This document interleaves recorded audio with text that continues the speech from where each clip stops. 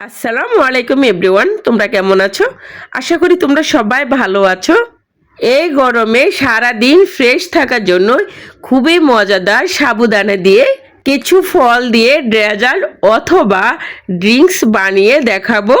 সম্পূর্ণ রেসিপি দেখতে থাকো। প্রথমে একটা প্যানে আমি হাফ লিটার লিকুইড দুধ নিয়ে নিচ্ছি। টেস্টি হওয়ার জন্য হাফ কাপ গুঁড়া দুধ দিয়ে দিচ্ছি। ভালোভাবে একটু নেড়ে 2-3 মিনিটের মতন ফুটিয়ে নিব। তারপরে দিয়ে দিচ্ছি কাস্টার্ড পাউডার। একটু দুধের ভিতরে আমি কাস্টার্ড পাউডারটা মিক্স করে ভালোভাবে নিব। কাস্টার্ড পাউডারটা আমি হাফ কাপের থেকে একটু বেশি দিয়েছি। আর এখন ভালোভাবে দিয়ে আবারও আমি 2 মিনিটের মতন ফুটিয়ে নিব।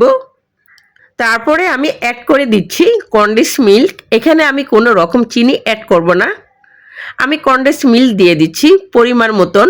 আর তোমরা যদি মিষ্টিটা বেশি পছন্দ করো তাহলে চিনিটা অ্যাড করতে পারো। যেহেতু আমি কিছু মিষ্টি ফল অ্যাড করব সেই জন্য আমি দিলাম না। আর মাথায় তোমাদের অবশ্যই রাখতে হবে চিনির পরিমাণটা বুঝে দিও। তোমরা এখানে চাইলে ফ্লেভার জন্য তোমরা ভ্যানিলা এসেন্স অথবা এলাচের গুঁড়া অ্যাড করতে পারো। তবে আমার কাছে ফলের ফ্লেভারটা বেশি ভালো লাগে, তাই আমি আলাদাভাবে কোনো ফ্লেভার অ্যাড করলাম না। আমি দুধটাকে আর ঘন করলাম না, কারণ আমি কাস্টার্ড পাউডার দিয়ে ঘন করে নিয়ে নিলাম, কারণ সময় ছিল না। তাই রান্নাটা হয়ে গেছে। এখন আমি বাহিরে 10 মিনিটের জন্য ঠান্ডা হওয়ার জন্য রেখে দিব। সাবুদানাটি সিদ্ধ করার জন্য আমি পরিমাণ মতন পানি নিয়েছি। আর পানির পরিমাণটা একটু বাড়িয়ে নিতে হবে। যখন হালকা আসা বলক শুরু করবে তখনই আমি 1 কাপ সাবুদানা দিয়ে দিব। ভালোভাবে একটু নেড়ে ছেড়ে দিতে হবে, না হলে সাবুদানাগুলো জমাট বেঁধে যাবে। চুলার হিটটা মিডিয়াম রেখে প্রায় 15 মিনিটের মতন সিদ্ধ করে নিব। সময়টা আরও কম বেশি লাগতে পারে। এই সাবুদানাগুলো সিদ্ধ হয়েছে কিনা এটার বোঝার উপায় হচ্ছে কালারটা একদম চেঞ্জ হয়ে যাবে, একদম স্বচ্ছ হয়ে যাবে। আর সিদ্ধ হওয়ার পরে সঙ্গে সঙ্গে নামিয়ে একটা ছাঁকনিতে ঢেলে নিব। গরম পানিটা ঝরে যাওয়ার পরে এরপরে আমি নর্মাল পানি দিয়ে সাবুদানাগুলো ধুয়ে নিব ভালোভাবে। সাবুদানাগুলো ভালোভাবে ধুয়ে নিতে হবে যাতে গরম পানিটা না থাকে, আঠালো যে ভাবটা থাকে ওইটাও যেন চলে যায়। আর সাবুদানাগুলো খুবই ঝরঝরে হয়ে যাবে। আগে থাকা দুধটা একদম ঠান্ডা হয়ে গেছে।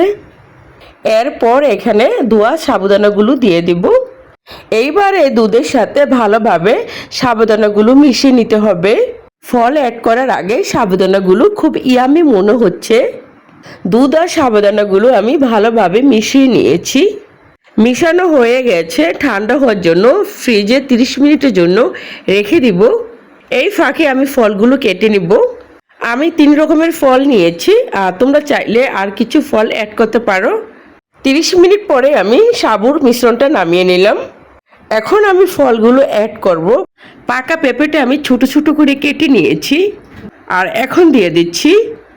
এরপরে দিয়ে দিচ্ছি ছোট করে কেটে রাখা তরমুজ। আবার দিয়ে দিচ্ছি 2টা কলা। আমার পছন্দ মতন আমি ফল নিয়েছি। আমার হাতের সামনে যা ফল ছিল ওগুলি দিয়ে দিচ্ছি। পাতলা পাতলা করে কলাগুলো আমি স্লাইস করে দিচ্ছি। এইবার আমি একসাথে সবগুলো ফল মিক্স করে নিব। এই ডেজার্টটা অবশ্যই ঠান্ডা ঠান্ডা খেতে হবে আর ঠান্ডা ঠান্ডা পরিবেশন করতে হবে। আর তোমরা আগে চাইলে নর্মাল ফ্রিজে রেখে দিতে পারো। 5 থেকে 6 ঘন্টার জন্য খাওয়ার আগেই নামিয়ে পরিবেশন করে নিতে পারো। সাবুদানা মজাদার ড্রিঙ্কসটি অথবা ডেজার্টটি যেটাই বলো না কেন, এই ডেজার্টটি যদি তোমরা বাসায় তৈরি করে না খাও তাহলে তোমরা বুঝতে পারবে না খেতে কত টেস্টি হয়। সারা দিন ক্লান্ত হয়ে গেলে এই ডেজার্টটি মন প্রাণ দুটোই ভরে যাবে। আশা করি আজকের রেসিপি তোমাদের কাছে ভালো লেগেছে। তবে আজকের মতন এই পর্যন্তই। আল্লাহ হাফেজ।